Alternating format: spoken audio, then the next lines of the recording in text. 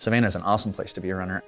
Anybody that comes into Savannah as a tourist comes to Savannah because they want to see the architecture, they want to see the squares, they want to see the history of Savannah. And Savannah's got small town charm, the feel of the city, it's just fantastic. Savannah's in the deep south, so we've got all kinds of yummy food and drink, and it's good to be able to get that out there and maybe have an excuse to do one or the other, or both. But at the same time, the weather is almost always fantastic for running.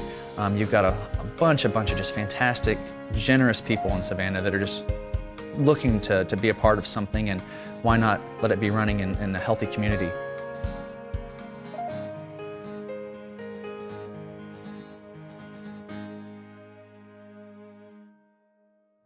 When he was in 9th grade, him and his friend came together because of a shoe, the Asics running shoe.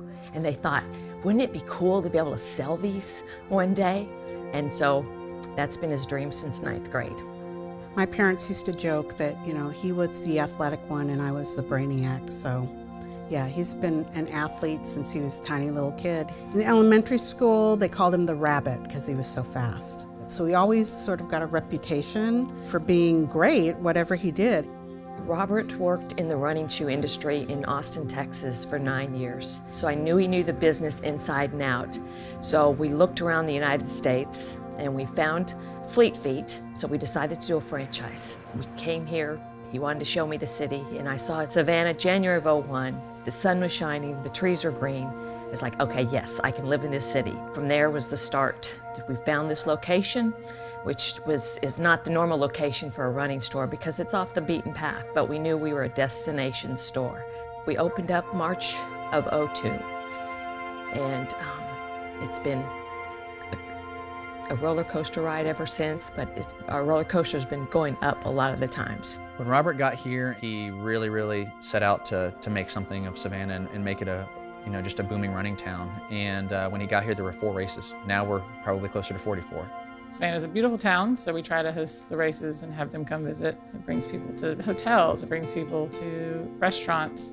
It impacts the community, it impacts local businesses. By helping charities, registering for races, it helps not just the charity, the person get fit, it also helps the town in general. I look back now and I know that Robert saw the potential, the growth for this city, and that's what has happened. He knew what this city could become.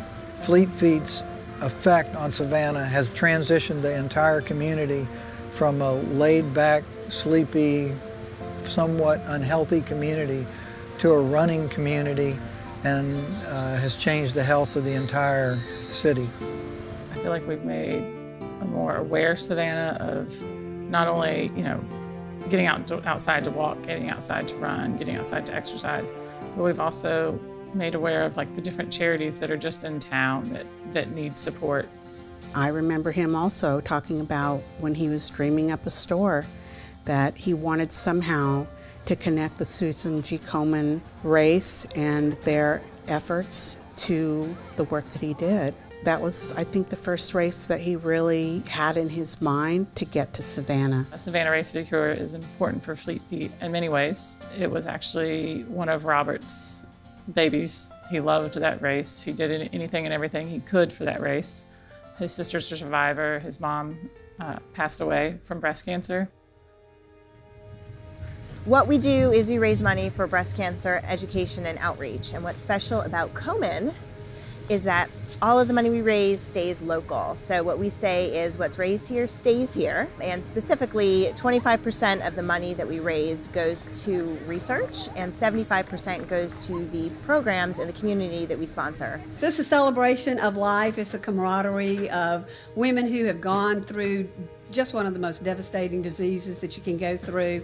It's such a personal struggle, and we get together and get to be buddies and friends, and the doctors that have been with us through our trials and tribulations are here, and they get to contribute, and we drag them in to make croissant sandwiches with us, and they've become our race chairs, and it's just a fun thing. It's better than Christmas when you're an adult. Fleet Feet is involved with a lot of charities by way of the runs. In that respect, we coach them and help them put these runs on, which in turn, people register for the races, and that's what raises money. Any of the charities around town, we don't make a dime on. In fact, we end up losing money, but we're happy to do so because not only do you have the goodwill, but at the same time, it's key to ensure that all these smaller charities, or even the bigger ones in the case of Susan G. Komen, are relevant and stay relevant for years to come. When Robert passed away, there was not a minute when we were concerned that the race wouldn't be handled well. We were very, very confident in the whole team. We knew that they do a great job with our race, and that is really meaningful because we care a lot about doing something wonderful for all of the survivors and for all the people that have lost someone. So many running stores around the country, whether it be a Fleet Feet even, they lose sight of what has made them so successful in the past, which tends to be those folks that are almost scared to come into your store, the people that say, I don't know if I belong there. And we try to say, you know what, if you can walk in the door, you belong here. You may not be the fastest, you may not be the fittest, but you know what, you're gonna get out there and you're gonna try.